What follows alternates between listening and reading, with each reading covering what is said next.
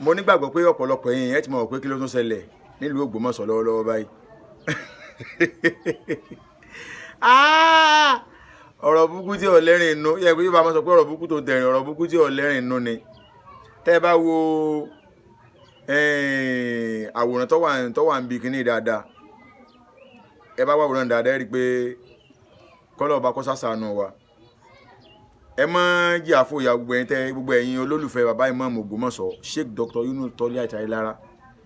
kò sí ìmáàmù tí ẹ̀yàn ìmáàmù náà ayẹ pé mọ́sáàsì kan máa wà nù àfẹ́ mọ́sáàsì tí wọ́n ti máa kírun rátìbì. àwọn tó bá jẹ́ mùsùlùmí tí mo sọ wọ́n ti yẹ mọ́sáàsì tí wọ́n ti máa kírun wákàtí márùn-ún.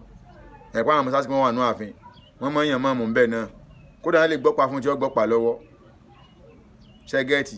so kò nítumọ̀. ọba náà ti sọ fúnra wọn, ọba gangan sọ fúnra pé ìmáàmù ààfin Ògbómọ̀ṣọ́ mẹ̀mẹ̀kan ò mú Dr. Yunus Toliat Ayélára. bàbá dúró déédéé. ọba fúnra wọn sọ pé ìmáàmù ààfin làwọn yàn, kì í ṣe ìmáàmù ààfin ní yàn wọn yàn máàmù Ògbómọ̀ṣọ́. ìmáàmù Ògbómọ̀ṣọ́ tí gbogbo ayé mọ̀ tó fi dé ọ̀dọ̀ àwọn Supreme Council for Islamic Affairs tí wọ́n mójútó ọ̀rọ̀ ẹ̀sìn ní orílẹ̀-èdè Nàìjíríà, Sheikh Dr. Yunus Toliat Ayélára ni.